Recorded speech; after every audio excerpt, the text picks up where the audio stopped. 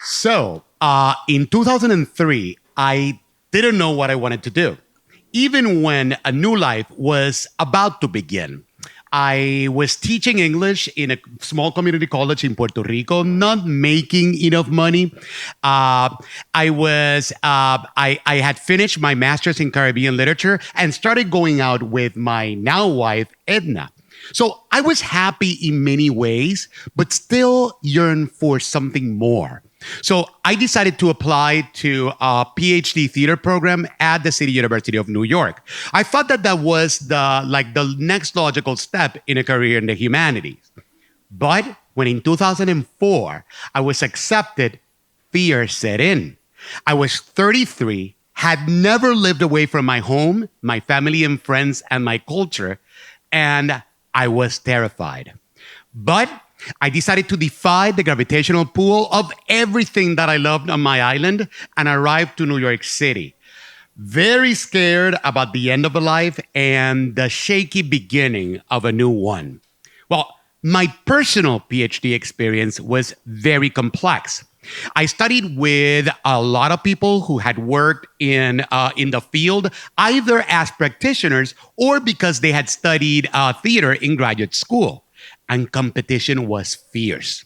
On top of that, I was struggling through a depression because I had never felt so lonely in my life.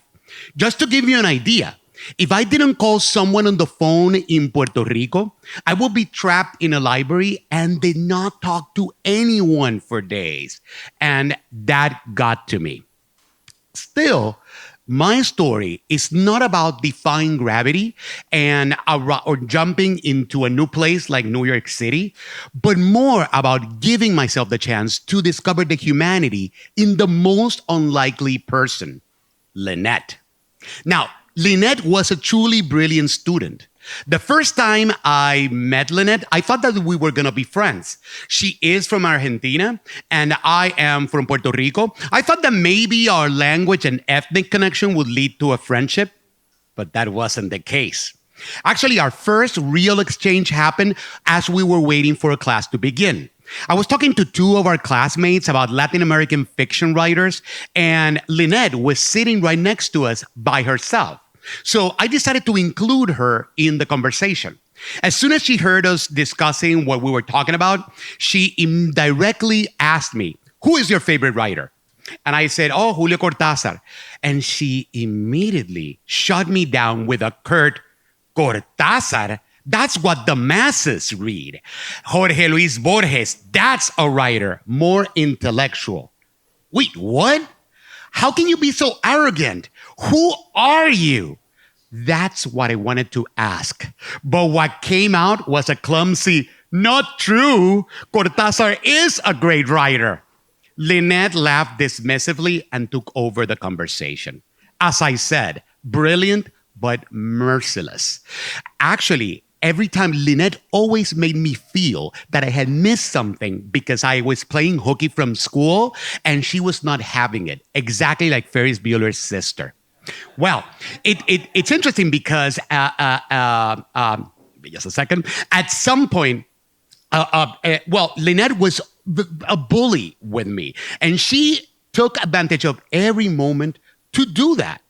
It's interesting because when we had our first presentation for a class, I prepared a talk on this weird Colombian play that I really liked and knew quite well. I thought that I had written a kick-ass presentation. However, I did not practice. Just keep in mind, my first language is Spanish. And even though I'm fluent in English, when I get nervous, language fails me. In the middle of the talk, I started forgetting my ideas. I started mumbling gibberish, and at some point I started speaking Spanish to a group mostly composed of English speakers. I felt their eyes burning at me. And more humiliating than that, I looked at Lynette, and Lynette was sitting there, covering her face, laughing silently. That really got me. After class, I was so overwhelmed and so embarrassed that I sat in a bench in some park in the city and just cried because Lynette actually made me feel at my lowest, made me doubt myself, and one of the lowest emotional points in my life. But after my first year, Lynette and I did not take any classes together anymore. However, we continued having awkward and stressful encounters, right? At one party, I was there talking to people. Lynette came close to us, and after I finished saying something, she would say, "Anyway." That's something that she said quite a lot when I finished saying something. At another point, I'm obsessive about getting early to places. I arrived a little bit late to an event, and Lynette belted out, "Late again?" without any prior tardy. But still, a year and a half later, actually, Edna, my wife, arrived in New York City with our son, and I was filled with hope. And Lynette became a person of the past. Well, 5 years later, we started talking about having a second child. I wasn't keen on the idea, but my wife Edna really wanted it. Unfortunately, after 8 weeks of her pregnancy, she had a miscarriage and we lost our baby. It was hard on us as a family, but Edna was truly devastated. A lot of people called us, but more surprising, Lynette called me on my cell phone. And when I answered, I was like, "Yes." And she told me, "Can I come over to bring you some pie?" I was like, "Lynette? Bringing pie?" I wasn't emotionally really prepared for that. And I asked her, "Can we do this later, like a month later?" Thinking to myself, she will probably forget. But no, surprisingly, she insisted. And I begrudgingly accepted to meet with her that weekend in our apartment. Edna was not feeling it either, but she went along. When Lynette arrived that weekend, she brought strawberry rhubarb pie, which I had never had before. I brewed some coffee, and to be honest, Edna, Lynette, and I ended up having one of the most refreshing New York afternoons. Light was coming through the window in just the right way. Lynette was asking us about our experience having lost our baby, and she was listening to us. Lynette, the unfriendliest person ever that I had met. She even played with our son Otto, who was 5 years old. And keep in mind, Lynette did not love children. A little bit later that day, she actually opened up and told us her story about her past in Argentina, the fact that her parents had been, she wasn't specific, but she said that her parents had been killed in an accident, and she was seriously traumatized by that. And every time she traveled to Argentina, she suffered from panic attacks. So imagine that. Not being able to return to your country of origin because emotionally and physically, you just cannot confront your past. That's quite hard.